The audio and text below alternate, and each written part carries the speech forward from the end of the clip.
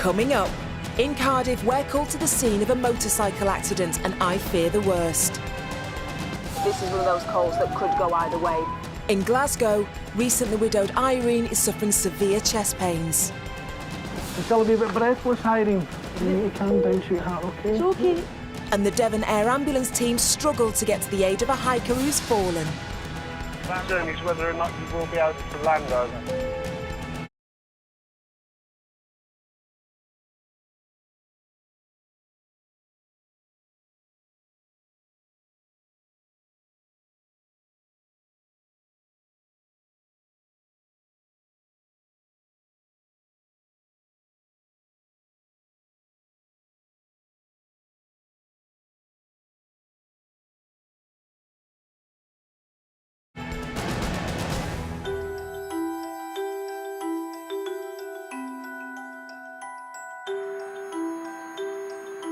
So it's my last shift in Wales, and I'm going to be spending it in Cardiff.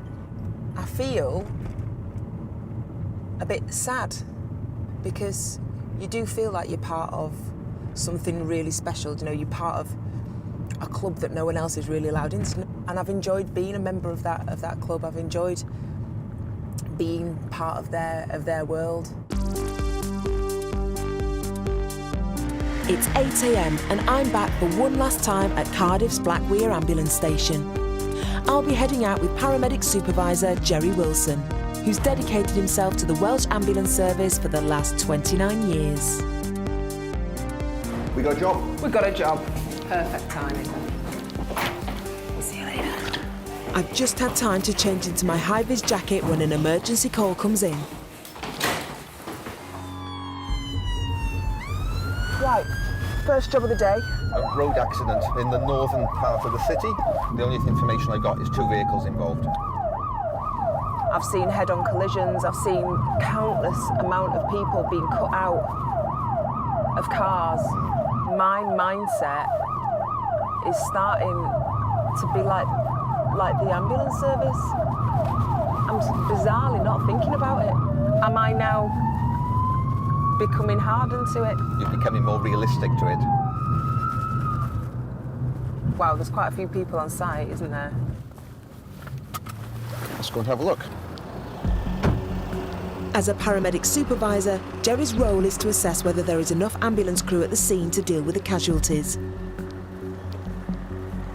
But there's only one patient. An elderly lady has crashed into a traffic island on a busy corner. Hiya, guys. It's just the one car, it's not the two. While paramedics examine her for whiplash or neck injuries, I try to find out what's happened. So were you first on scene? Yeah, we didn't see somebody and somebody gave us a shout, so we came up. So did you call the ambulance? Only because of her age more than anything else. Right. She's, what, 78? The casualty doesn't appear badly injured, but she'll undergo further tests in the back of the ambulance.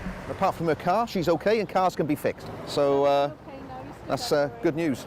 So fortunately, got a seatbelt on, means she gets out with a smile. Clunk, click, every trip. That's my advice.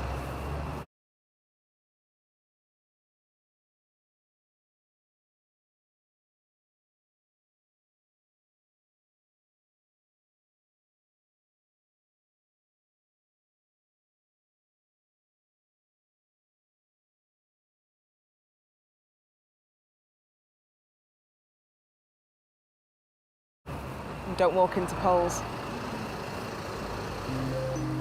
Our shifts got off to a busy start, but thankfully so far no one has come to serious harm. Another 999 call has come in. It's for an incident I hoped I'd never have to attend. We're rushing to a woman intent on committing suicide. So there is no accident at the moment, but someone's threatening. Someone's threatening, yeah. To cause harm to themselves. Threatening to jump off a bridge, that's all we've got. Have you been to anything like this before? Yes. Have they jumped? Yes. I'm not sure how I feel about that, I've got to say. If it's any consolation, the majority of times they don't do anything. They don't? No. Go ahead. Yeah, thank you. stand down. He's going to be infected today. Yes, standing down, Roger, many thanks. So we've been stood down from that job. The police have now deemed it a safe area and that she's not in danger Yeah, anymore. I think what they mean by that is that they've probably got her on the right side of the bridge, so they're probably with her now. It's a massive relief the woman hasn't jumped.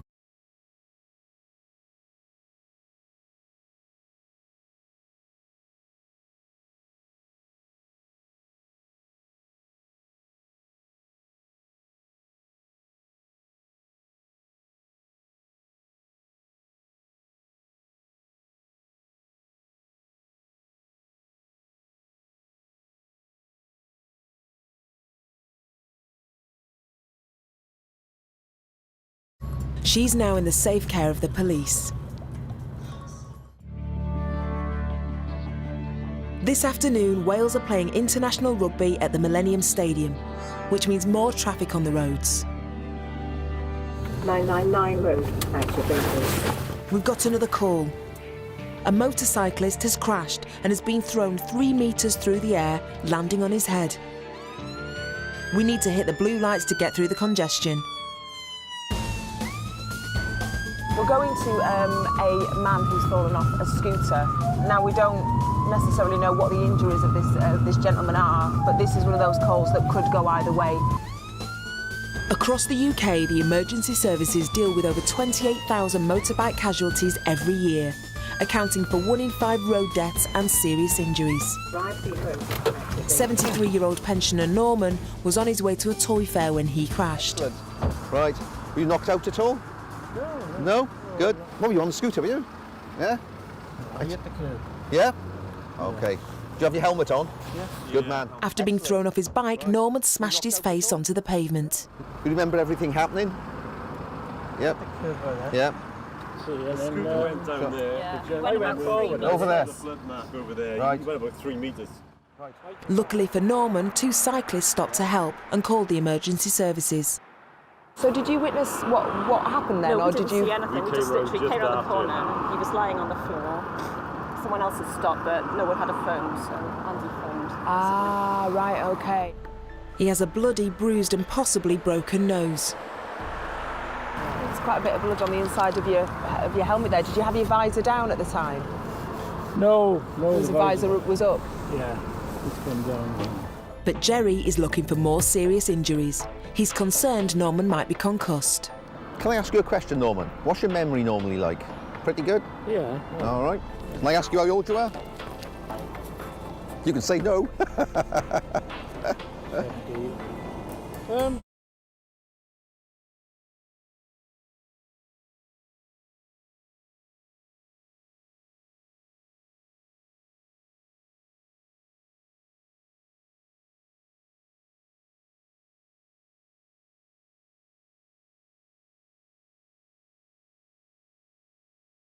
Norman's confused and can't remember his age. Jerry will need to monitor him carefully. Come and stand by here a minute. Just stand around and face me. There we go. Right. Jerry also wants to make sure Norman's not injured his neck. Any pain at all? No. Nothing? Is that all okay there? Yeah, there's no pain there. It's No? only on my Okay. body. All right. Okay. But it's his wrists which are causing him the most pain. Right. Can you make a fist for me? No. No? Okay. An ambulance has arrived and Norman is taken on board for a closer examination. Norman, Yeah? up the steps for us. Right, let's have a look where on the wrist. Basically, did you stick your arm out I to must sort have. of save I yourself? must have stuck my arm. All right, which out. wrist is the one hurting? Both of them. Just point where the most painful is. That hurt then when you... Right, and you can remember actually hitting the curb? Yeah. Okay, Because no, that's fine. It's going to come down to an X-ray, to be honest, all right? Do you feel a bit better than what you did when we first found you? Oh, no, it was all right then. Yeah? It's only my wrists, as you say. Just your wrist hurting? Norman will be taken to the University of Wales Hospital, known locally as the Heath, for x-rays. Did you nearly get back on your bike net just then when you'd come off it? Quickest way. Yeah. Are you going to keep on biking I after don't today? use it much, actually. That's the first time this week it's been used. Oh, really? It's a lovely day for it, I suppose. It was lovely to meet you. Hopefully they'll have you in and out of the heath and you'll be fine and there'll be nothing too serious going on there. See you later, Norman. Yeah, At hospital, X-rays revealed Norman had broken both his wrists. He's now back at home recovering and he's determined to get back on his scooter as soon as he's fit again. Coming up, in Devon, the air ambulance has scrambled to a hiker who's badly injured in a remote location. Well, they're somewhere in there. yeah. And a young baby's soaring temperature means she needs urgent hospital treatment. Yeah, if you just bear in mind that this child has got the potential to be quite poorly with it.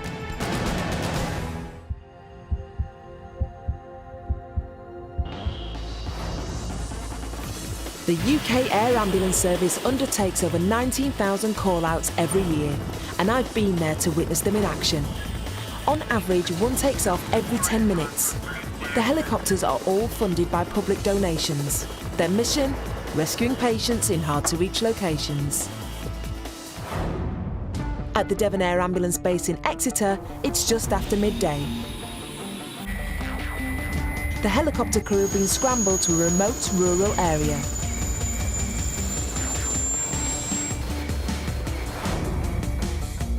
Pilot Rob has been flying the air ambulance for 20 years.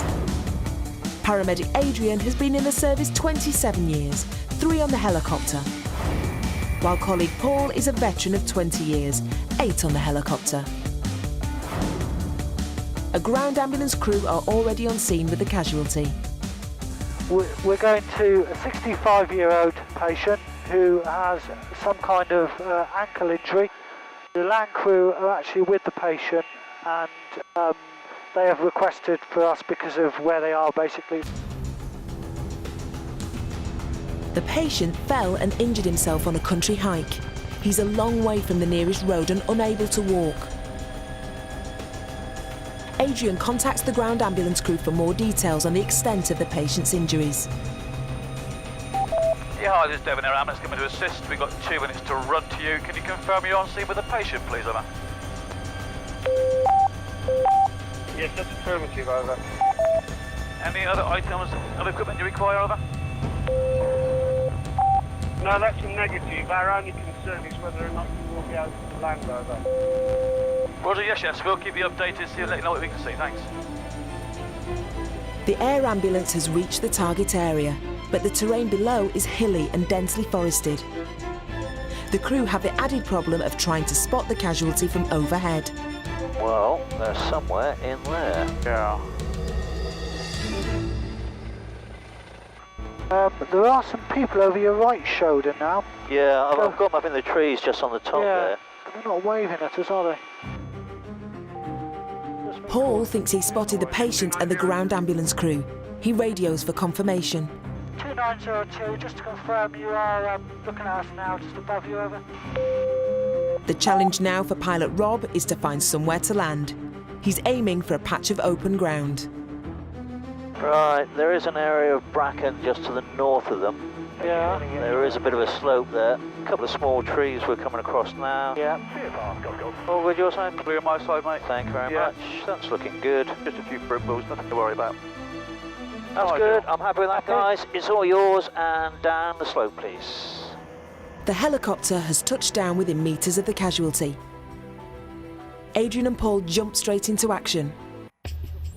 John was out walking with his wife Susan and his son's young family. He slipped and may well have broken his leg or ankle. He went over heavily on one ankle and it cracked. There was a loud crack, but we couldn't get him up. He couldn't put any weight on it at all. And the ambulance people couldn't get him off the hill comfortably, so they sent for the helicopter. Can you feel this? Painful? Yes. Yeah. John has a history of heart problems, so the paramedics need to treat him with extra caution. The pain could cause his heart rate to rise to potentially dangerous levels. But if we can give you some stronger pain relief, it would probably be better for you, okay? Have you ever taken morphine? All right, here it comes. Just swallow it nicely. That's normal. Oral morphine can take up to 20 minutes to take full effect. so John's given a top-up of gas and air for extra pain relief. You take some of this for me, hold on to it with your hand. I want to hear that noise, all right? 7 or 8 of those, at least. What we're going to do is support your bad leg and get you to move across onto our trolley, all right? Okay, give us that one. Sit up a tiny bit. Ready, set, lift. Well done. Yeah. And a big push. Stop there. John will be transported to the Royal Devon and Exeter Hospital. Paul alerts the staff there to expect their arrival. We should be with you literally in about 7 or 8 minutes.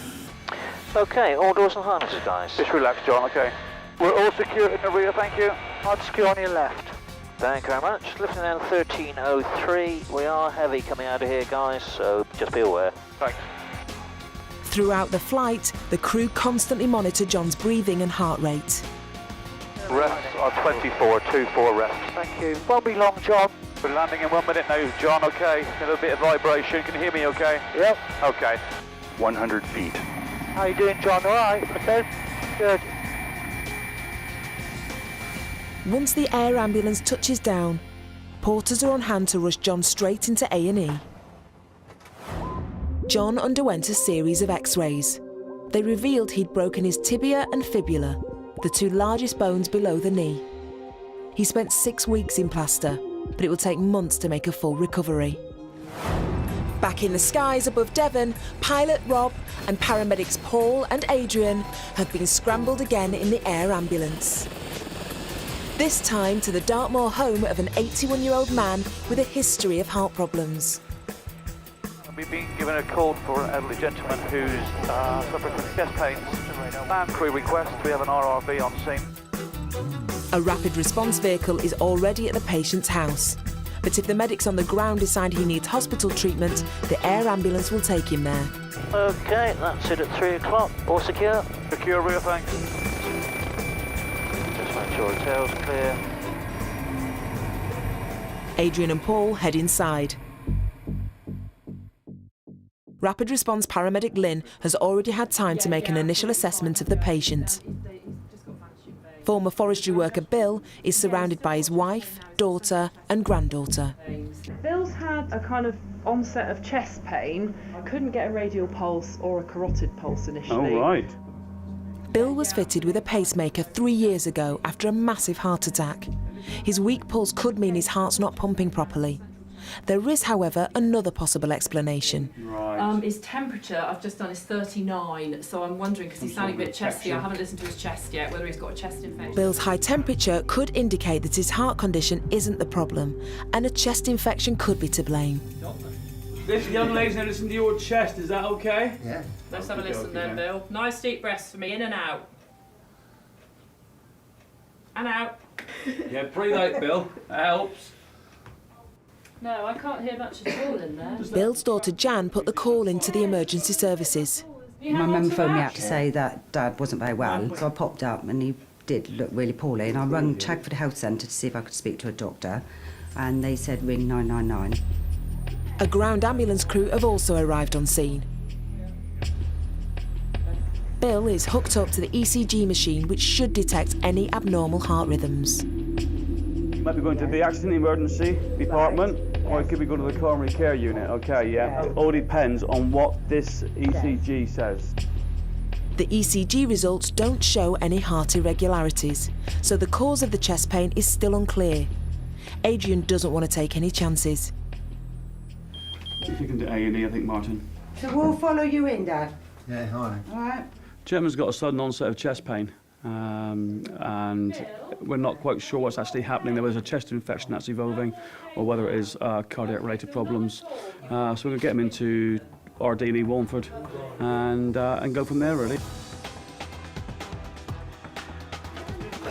The journey to the Royal Devon and Exeter Hospital would normally take more than half an hour down windy country lanes. Thank you very much. We're on. By helicopter, they can be there in 6 minutes.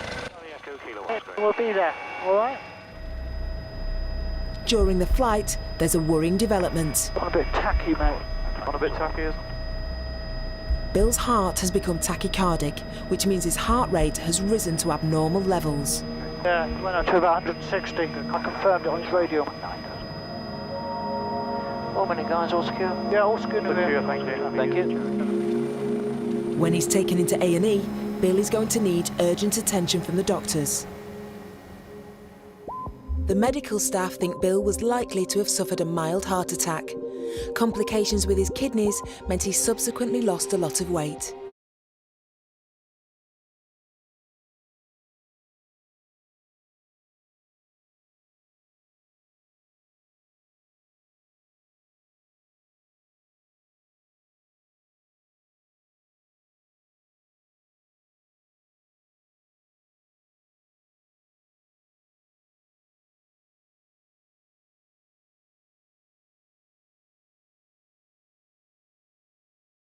Sadly, he passed away in hospital 3 weeks later.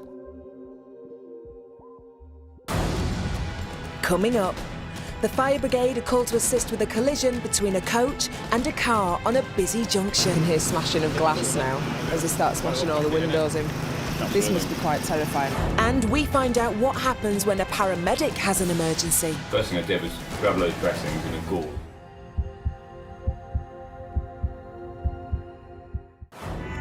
The South Western Ambulance Service serves the Isles of Scilly and counties of Cornwall, Devon, Dorset and Somerset. In peak times, they can receive up to 100 999 calls an hour. Does it require an emergency response?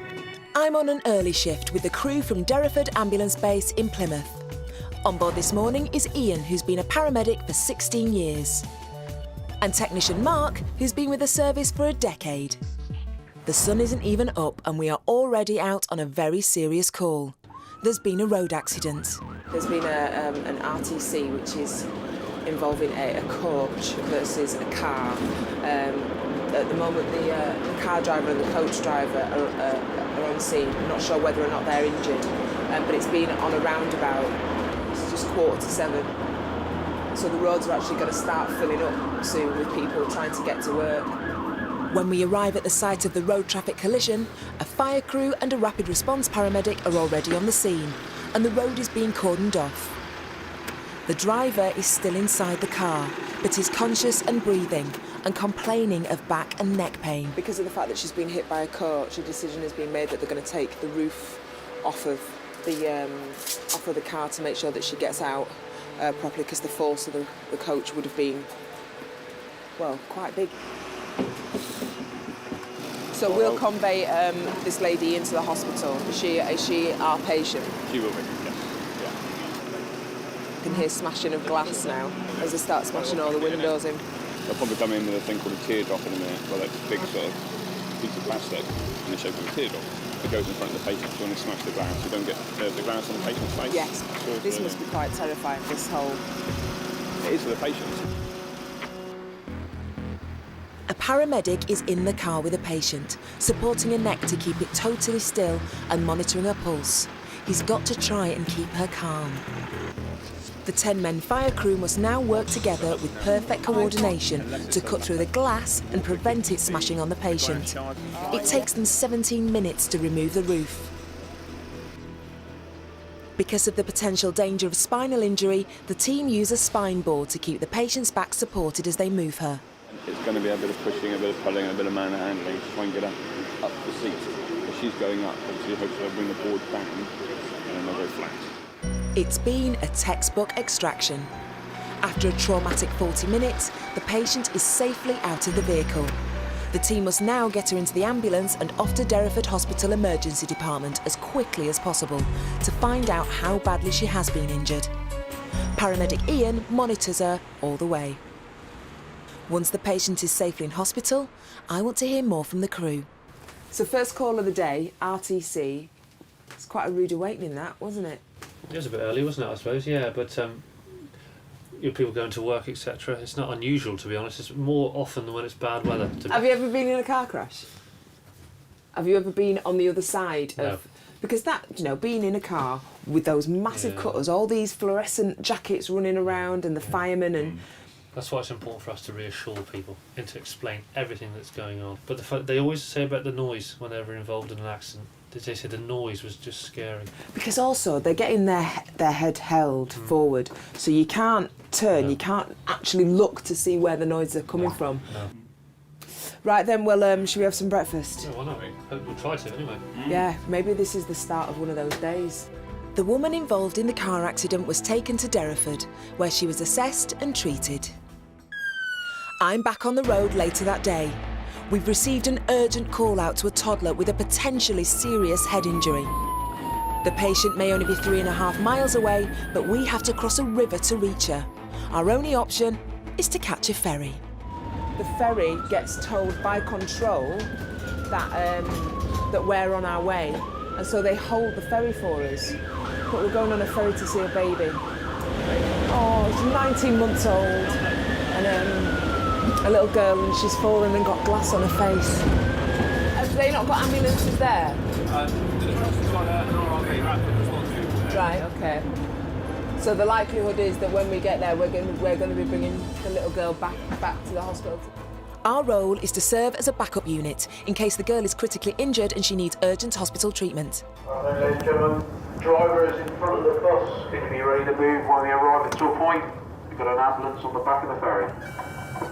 They've actually got blue lights on the ferry at the moment, so everyone is very aware that we're on our way to an emergency.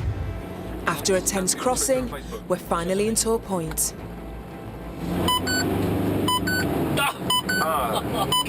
RRV dealing. Control have told us to stand down and turn around. I'm a bit embarrassed about getting back on the ferry. They'll think that we were just coming for a cup of tea, because we've all done it, haven't we, when we've seen someone on blues going through. Oh, they'll just be going for an ice cream or something. They never are going for a cup of tea. They are always on a blue light call, I can promise you.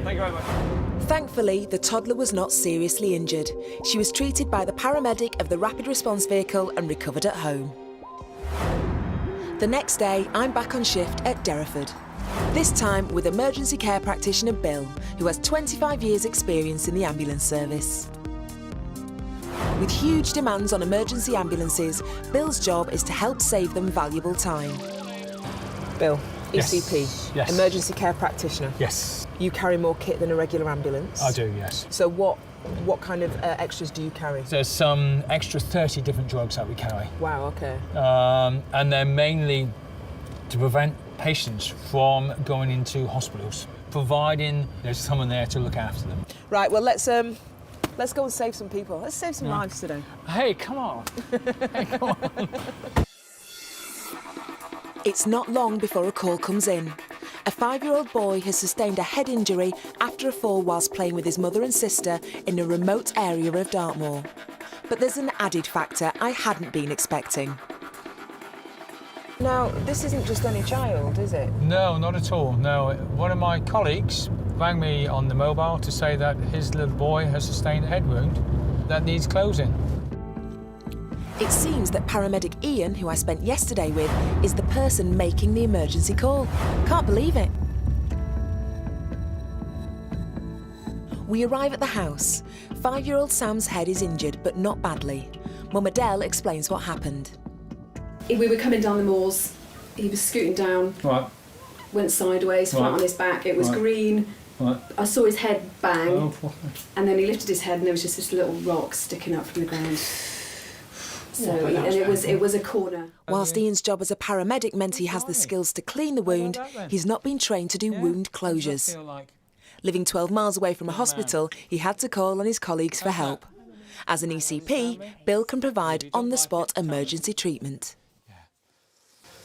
It's like going in to have a haircut, isn't it? Short back and sides. Now, if it were my child, I'd be in bits. But Ian and Adele are super calm.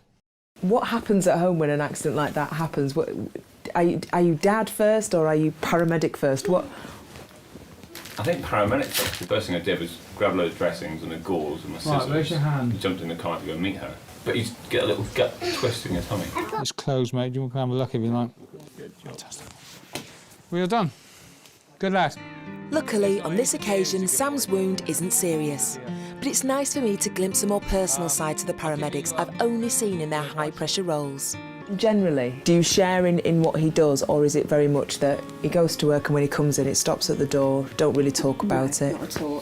He does come home, he tells me stories of what's gone on during the day. Sometimes I'm like, but you know, if he needs to offload, I'm here to listen. Are you proud of him? Oh, definitely. He does a fantastic job. It's his vocation. Get you? Chocolates and stuff like Oh, nice. Were we talking about the same person? I have.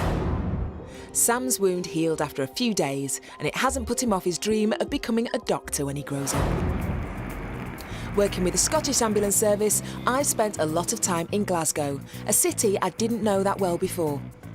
Right, just another Saturday night in Glasgow, eh? I found the people to be warm and friendly. She said I was a bonny lass. And made of stern stuff.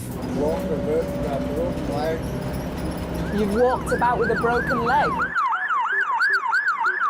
At Glasgow's Springburn Ambulance Base, I'm about to go on shift with paramedic Grant, who has 7.5 years service under his belt, and technician Jane, who's been in the job for 9 years.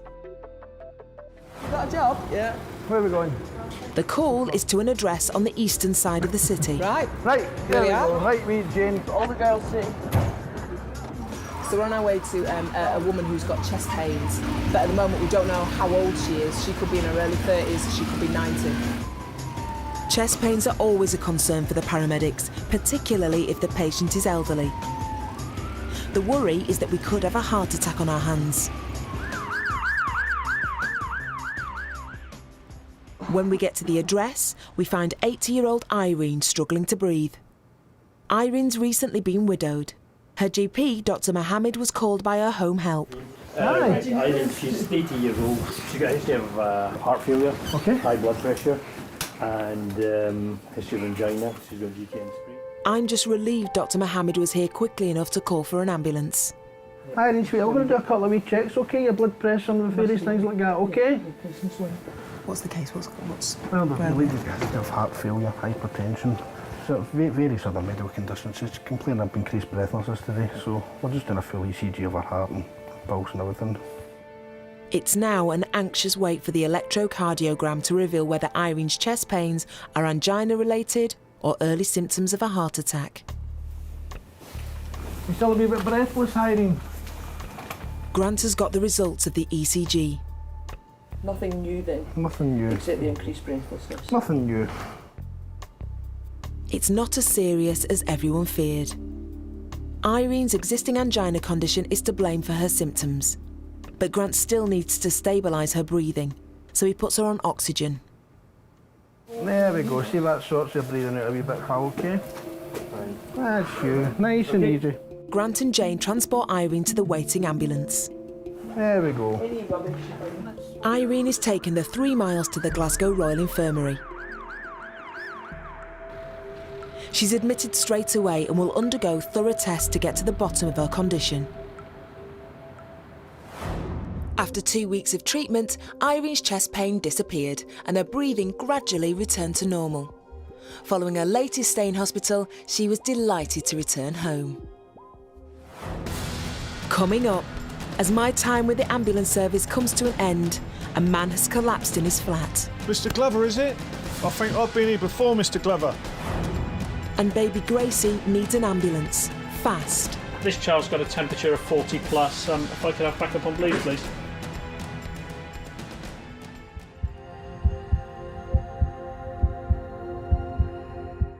Ambulance service, what's the address?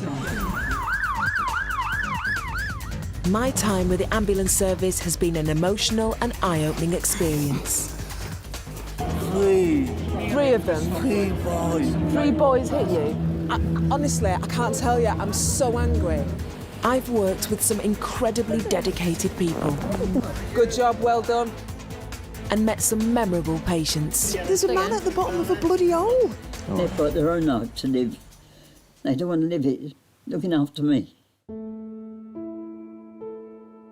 But as a mum myself, the hardest call-outs have been to babies and young children. Whereabouts is your tummy sore? Can you point to where it's sore? Up here. Just at the top of your tummy. Don't worry. It breaks my heart to see them suffer. In Dorset, Clinical Support Officer Martin has just clocked on for the night shift. He's been dispatched straight away to a 999 call from a young family in the Bournemouth area. Yeah, 10-month-old baby, high temperature, rising, cough and very shaky. Yeah, Roger, received of the...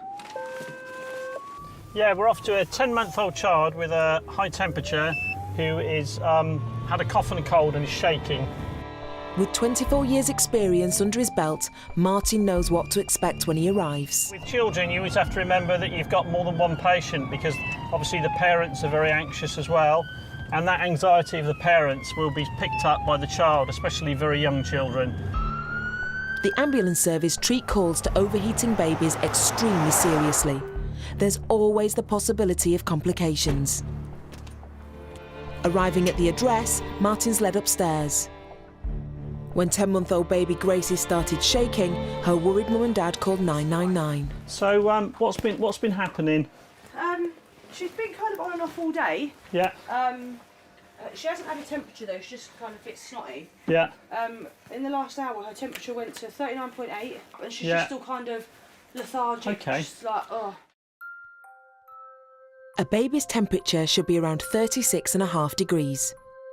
Touching 40 is dangerously high and could be a symptom of a serious infection, such as meningitis. Has she had any Calpol or anything like that? She, what, about 2.5 hours ago I gave her Calpol. last 24 hours. Yeah. So I've been alternating Calpol and Nurofen. Okay, that's fine. I'll just get somebody else on the way because clearly she's going to need to go in. Martin doesn't want to panic mum and dad, but he's concerned about Gracie's soaring temperature. He requests an ambulance to take her to A&E. This child's got a temperature of 40 plus. If I could have backup on blues, please. Yeah, Mark, just to let you know, I've got high demand of emergencies. Yeah, if you just bear in mind that this child has got the potential to be quite poorly over. Yeah, well understood. Okay. Martin faces an anxious wait for backup, but ambulance control are dealing with a high volume of calls and they have to prioritise the most life-threatening cases. In the meantime, Martin checks Gracie's blood sugar levels. A high reading could be a further indication she's seriously unwell.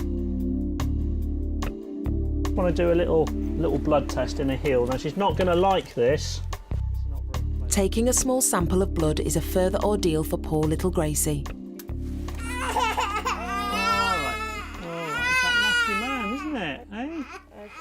All right, that's it. It's all done. It's all done.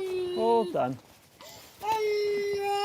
It's not bleeding much, so that's fine. There you go. Okay, there we go. 6.7, so that's all fine. So it's, yeah, blood sugars are fine and everything. Temperature might come down a little bit now. We've taken the top off because it doesn't take much. It doesn't take much for them to cool down. While the cause of Gracie's fever is still a mystery, Martin thinks her shaking fit was what's known as a febrile convulsion, brought on by the high temperature. Basically what happens with children of this age is that until they're sort of 2.5, 3, their body regulation isn't working properly. So they can't, like an adult, if they get hot, they sweat.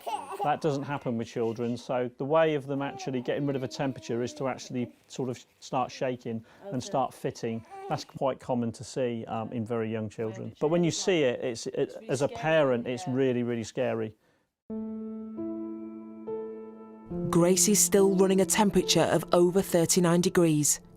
While Mum Emma administers another dose of medication to try and get it down, ambulance control are back on the radio. Okay. Yeah, 6466, go ahead, Emma. Yeah, Martin, just to update you, we're still waiting vehicles to come available. You are next in the list as priority, Emma. Yeah, Roger, thank you. Everything's under control here, thank you. Nationally, the ambulance service answers 95% of 999 calls within 5 minutes. But tonight's high volume of emergencies means Gracie's had to wait half an hour for an ambulance.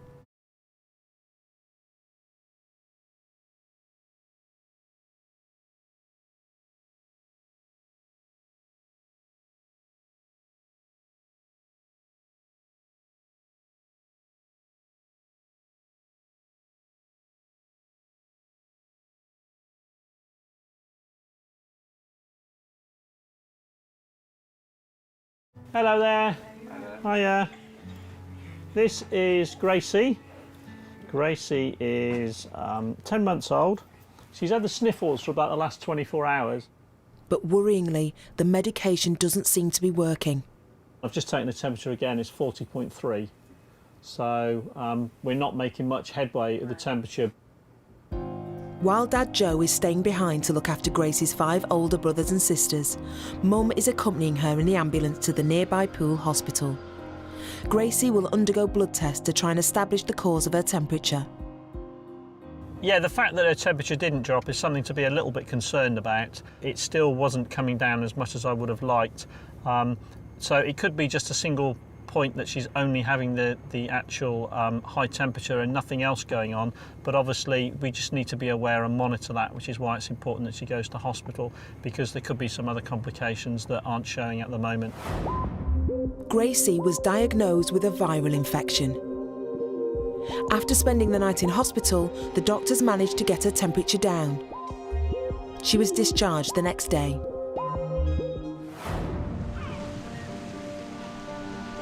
Plymouth in Devon. With its pleasant seaside climate, this part of the country is a popular place to come and retire.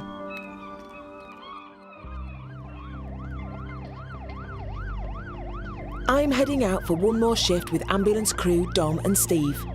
A job's come in close to the city centre, but we don't yet have any information about the patient. So we're a minute away. In fact, I think we've actually just arrived at a 999 call, but because we were so close, we've actually arrived at the scene without knowing anything that's happening. Do you know, the call is still in progress. The location we've been given by Control is a block of warden-controlled retirement flats. Hello there, it's the ambulance service. We've got an emergency call and we can't get access. Yeah, I'll give you access now. All right, thank you. I do. Yeah, 1802. It was just we couldn't get access. We've now got access to the property of it. More information has come in from Control that an elderly man has collapsed at home. In an emergency, the warden can automatically unlock the front door of each flat.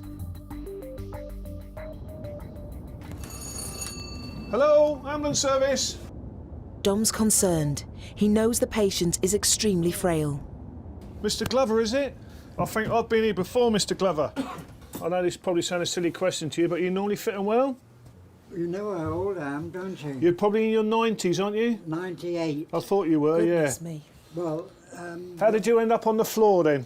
well, I went to turn the window around like that and I just held back. Okay. Thankfully, the patient, Ernest, was wearing his emergency alarm when he collapsed, and he was able to call for help. Any new pains or aches anywhere? No, my bum was a little bit How long have you been down here, do you know? How long have you been on the floor? Oh, It's about 8:45. Oh, that's okay. Dom and Steve want to get Ernest back on his feet, but they have to take things gently. Ready, set, lift, up we go. How's that, Ernest? Just get your balance. You're a bit unsteady there, sir. We'll pop you on the edge of the bed here. How you feeling now that you're up? well, shaking a bit. Naturally. I didn't expect that. Didn't expect all these strange people in your bedroom, did you? I'm relieved Ernest's fall doesn't seem to have done him any damage. So I've been here before, carer 3 times a day. Yeah. But he won't let the carer do anything. Use it or You know, lose it. 98. Yeah. Brilliant. It's an Absolutely amazing brilliant. I thing. mean, Really good quality of life. yeah. Dom has asked Ernest's friend and neighbour, Ed, to keep an eye out for him once we've left. What are we going to do with you? So do you pop in each day? I pops in every day. Have a good old chat? We try to put the world to right, don't we, Ernie? Ernest is part of a long-living family. His brother also made it to the ripe old age of 93. I've had a wonderful life. Of course, I had a wonderful mum. She was an angel. My dear old mum, she used to pump stuff into us, cod liver oil and malt and, real good stuff. I think that's the key to your good living. Lots of cod liver oil. They don't make them let you know more, Ernie. Well, Ernie, we're going to love you and leave you now, okay? Well, thanks very much. All right, any problems, give us a call back. Do I owe you anything? No, that's fine. Take care. Thanks ever so much for your help. No worries. Night, night. I'm glad Ernest doesn't need hospital treatment. Our night is coming to an end. I've now had time to reflect on everything I've been through and witnessed. I've got a lot of respect for our ambulance service, and it really has been a privilege and an honour to be able to be a part of it for this time. But it's time to go home now. It's time for me to go home and see my husband and kiss my children and relish this time that I've had.